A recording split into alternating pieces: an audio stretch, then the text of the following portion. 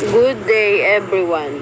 My name is May Ann Orongan, Bungabong Cluster, Section 3E06. This is my report of Introduction to Indonesian Literature. Pujama Lama, brief aphorism to hikayat, fable, fairy tale, and short story at least 3 literary pieces.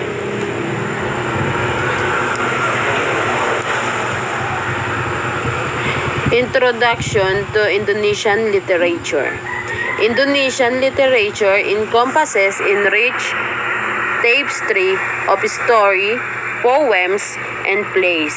Spanning centuries, it's a vibrant tradition that reflects the country's diverse cultures, languages, and historical experiences.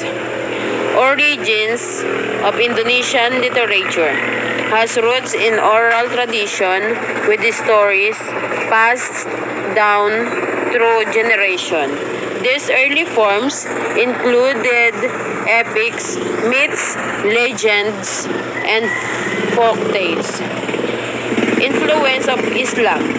The arrival of Islam in the 13th century significantly shaped Indonesian literature. Islamic themes, values, and literary forms become prominent, leading to the development of genres like hikayat, historical romances, and seran, poetic work. Colonial period. During Dutch colonialization, Indonesian literature was influenced by Western literary style and ideas.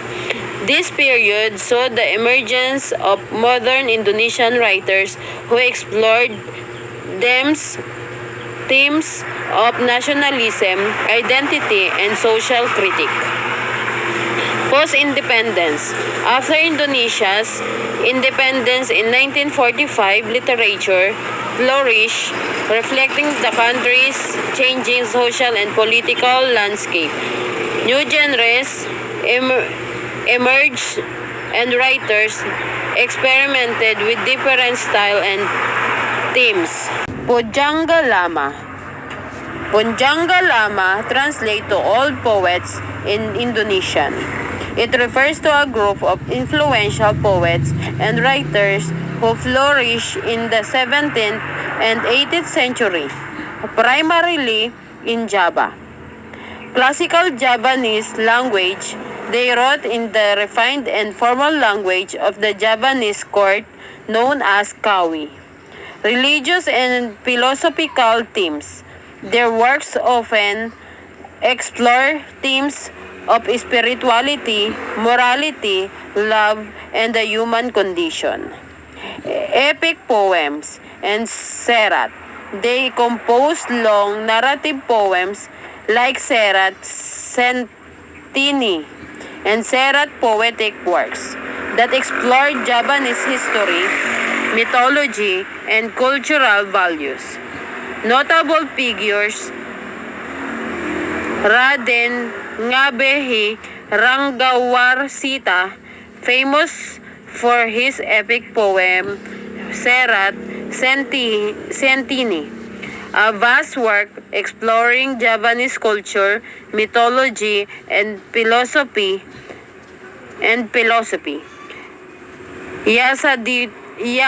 Yasadipura, known for his Serat Kalatidha, a collection of poems about love, life, and spirituality.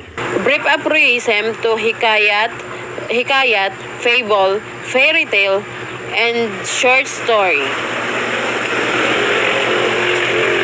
Hikayat, a tale of love, adventure, and moral lesson, often based on historical figures or legends. Woven with romance and intrigue. Example, Hikayat Raja Raja Pasay, the history of the King of Pasay, a chronicle of the early Islamic Sultanate of Pasay. Fable, short tale featuring animals or inanimate object acting like humans, conveying moral lesson about life and human behavior. Example is Sikansil, Dan Buaya, the mouse deer, and the crocodile. A popular fable about clever mouse deer who outsmart a crocodile. Fairy tale, magical story featuring fantastical creature, royalty, and often a happy ending, exploring themes of good versus evil, courage, and hope. Example is Bawang Puti, Dan, Bawang Mera, White Onion, and the Red Onion. A tale of two sisters, one kind and one cruel, with themes of jealousy and karma. Short story, a brief fictional narrative that focuses on a single event or a limited number of characters, exploring themes of human relationship, social issues, or personal struggles. Example of Atheist by Ahmad Tohari, a story about a young man's struggle with the faith, his search for meaning in life. Conclusion. Indonesian literature, with its rich history and diverse form, offer a captivating journey through time and culture.